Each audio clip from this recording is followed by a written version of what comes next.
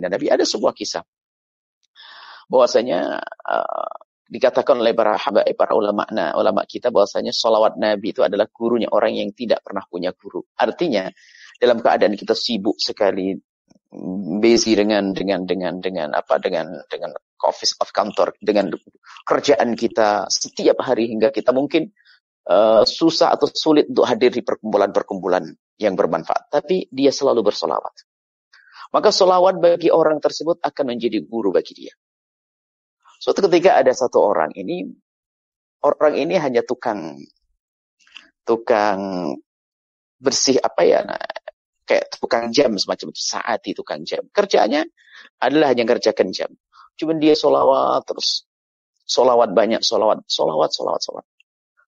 Suatu ketika bermimpi ketemu baginda Nabi. Dan dalam mimpi itu dia berkata, wahai umatku, disebut fulan, jika engkau bisa hidup di pagi hingga sore, maksudnya jika engkau bisa menjalani hidup tanpa ada kedengkian dan kebencian di dalam hatimu kepada umatku, maka lakukanlah. Itu adalah termasuk sunnahku, dan siapa yang menghidupkan sunnahku akan bersamaku nanti. Engkau akan bersama aku di surga. Terbangunlah dia. Setelah dia terbangun, terbayang baginda Nabi mengatakan seperti itu. Mulai saat itu dia berusaha untuk tidak punya kebencian dengan siapapun. Suatu ketika datang seorang alim membetulkan jam. Alim itu muhaddis ceritanya. Lalu bercerita, ya Syekh, saya boleh tanya. Tanya apa? Saya bermimpi ketemu baginda Nabi SAW dan beliau berkata bahwasanya ya ulam ini istata'ta, dalam bahasa Arab ini istata'ta an tusbiha wa laysa fi qalbika ghillun ala ahadin minal muslimin.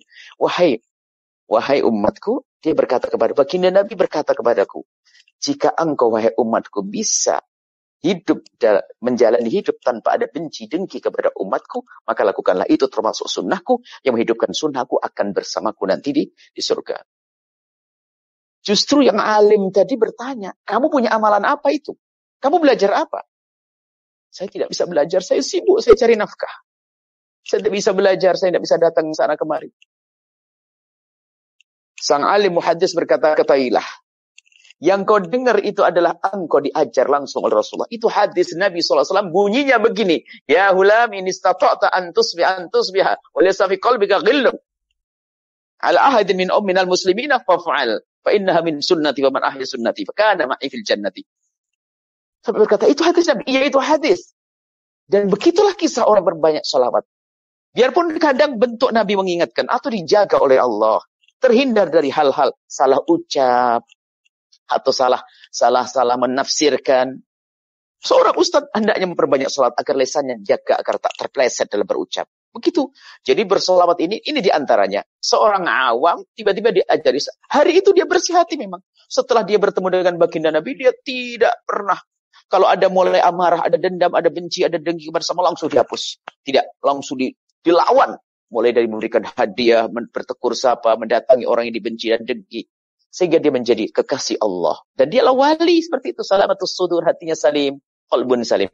Ini adalah termasuk hikmah dari salawat. Dikatakan adalah orang yang berbanyak salawat kepada Rasulullah dan diupayakan dengan salawat yang khusyuk, hadirkan Nabi di hatinya, maka dia akan mendapatkan guru. Nabi akan menjadi gurunya. Allah akan memberikan ilmu langsung, ilmu laduni. Artinya kadang orang alim pun tidak tahu, tapi ternyata dia tahu. Diberitahu oleh Allah Subhanahu wa ta'ala. Karena apa? Sambungnya dengan Rasulullah SAW. Ini adalah kisah salawat. Maka mari kita memperbanyak solawat agar lisan kita dijaga oleh Allah, perilaku kita dijaga oleh Allah. Ini. Jadi tidak harus bermimpi ketemu baginda Nabi. Tidak, dijaga memperbanyak solawat kepada Rasul sallallahu alaihi wasallam. Seperti itu.